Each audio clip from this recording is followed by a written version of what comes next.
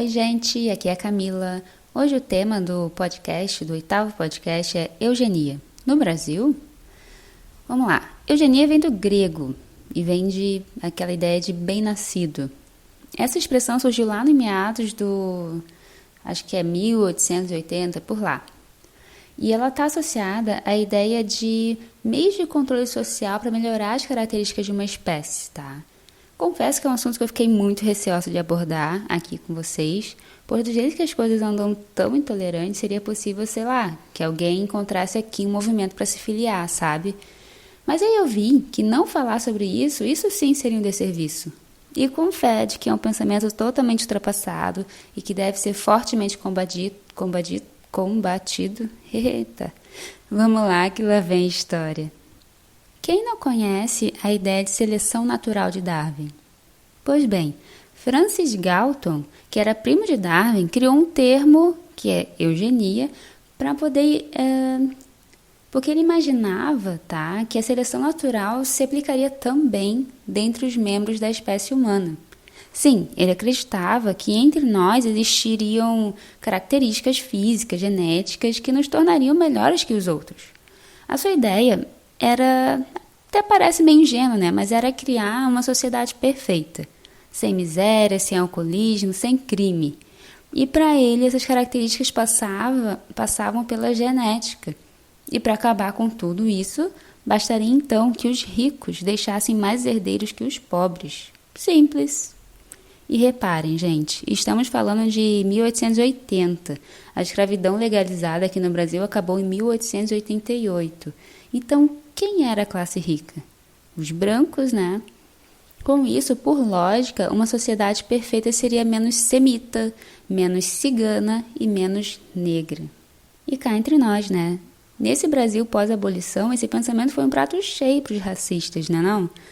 Pois ele ficou validado com a capa da ciência. E lembrando que nessa mesma época, tínhamos lá na Itália Cesare Lombroso criando um perfil do criminoso, de pele e cabelo escuro.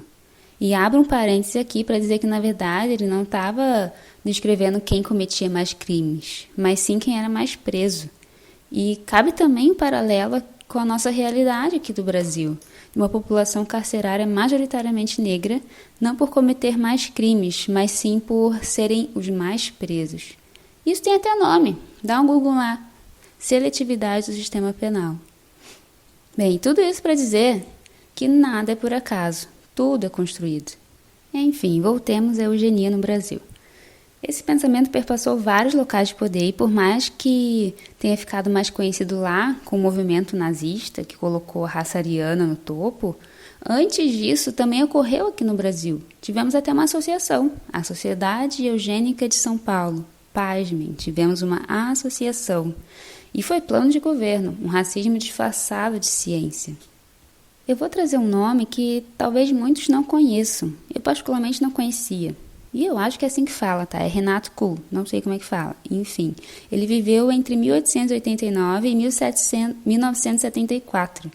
Ele foi diretor associado dessa sociedade eugênica que eu falei e tinha algumas ideias um tanto estranhas, né? Vou citar algumas, tá? Segregação dos deficientes, esterilização dos anormais e criminosos, regulamentação do casamento com exame pré-nupcial, e aí, se fosse constatado depois defeitos hereditários, poderia fazer o divórcio por causa desse defeito, né? Tinha também a educação eugênica obrigatória na escola, teste mental em crianças de 8 a 14 anos, enfim. Essas barbaridades. Bem gaúcha agora. E o Renato, o pai da eugenia, ele afirmou também que a raça negra seria inferior intelectualmente em relação aos demais e se posicionou contra o cruzamento entre etnias, por ser considerado um elemento perturbador da evolução natural. Eita, Camila, mas que louco! Como que ninguém fala sobre isso? Então, gente, tem muito nome importante, entre aspas, importante, envolvido nesse movimento. Nome de gente que hoje dá nome à rua, entende? Tem obra literária renomada, foi dono de grande jornal, por exemplo, Júlio de Mesquita, que foi proprietário do jornal O Estado de São Paulo. Hoje é nome de praça, nome de escola. Tem também Arnaldo Vieira de Carvalho, fundador da Faculdade de Medicina de São Paulo. Mais um também, Raimundo Nina Rodrigues, que até hoje dá nome ao IML de Salvador, veja bem, e a um hospital lá em São Luís do Maranhão. E foi o Nina Rodrigues que descreveu o mestiço e o negro como naturalmente delinquentes. E com base nisso, ele propôs uma reforma penal que atribuísse penas mais rígidas para africanos e seus descendentes. Justo, né? Teve também o renomado autor do Sexto Pica-Pau Amarelo, Monteiro Lobato.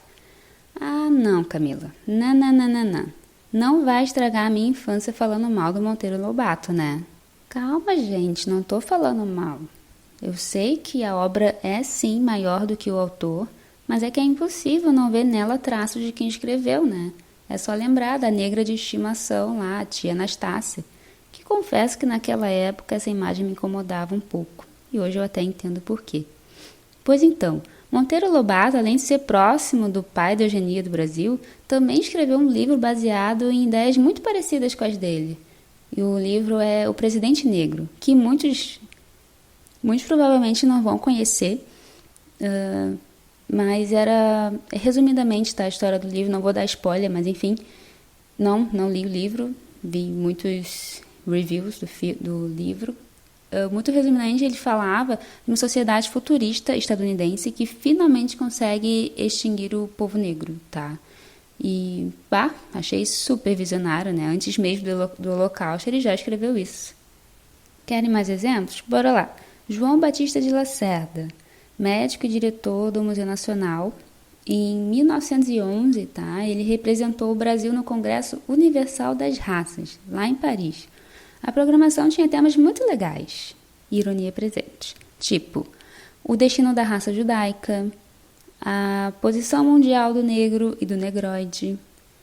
Pois é, e esse cara, o Batista, ele via na miscigenação a saída para o clareamento e purificação da raça. Mas esse era um pensamento que muitos eugenistas eram contra, tá? Muitos curtiram mesmo a ideia de Silvio Romero, um dos fundadores da Academia Brasileira de Letras, que acreditava que a solução era deixar que os negros morressem. Não por coincidência, em 1908 morriam 25 a cada 1.000 brancos e 67 a cada 1.000 negros.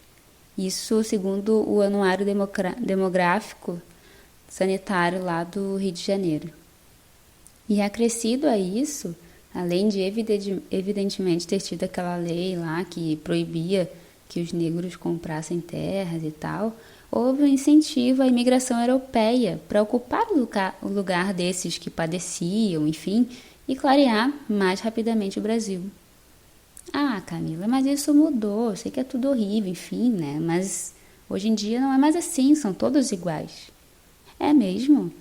Segundo o estudo do IPEA, em 2019, o Brasil atingiu a maior marca nessa proporção em uma década, nessa de mortes, que é 75% das vítimas de homicídio serem negras. Enfim, me parece ser mais uma coincidência, né? Bom, galera, quem me escuta com frequência sabe que sempre trago uma pitadinha de vinho por aqui, mas hoje o assunto foi tão indigesto que, pra mim, nem merece nenhuma correlação com vinho, tá? Afinal, vinho pra mim é uma coisa boa. E espero que nesses minutinhos eu tenha conseguido trazer mais ou menos o que foi a eugenia no Brasil, e que isso seja mais uma provocação para a gente conhecer ainda mais a nossa história, entendendo como é que está rolando tudo isso hoje e não repetir os erros passados, né? E eu encerro com a ideia do professor Leandro Carnal, e ele fala bastante sobre isso, que é a seguinte, de que toda crítica é um autoelogio. Ao diminuir o outro, automaticamente estamos enaltecendo nós mesmos.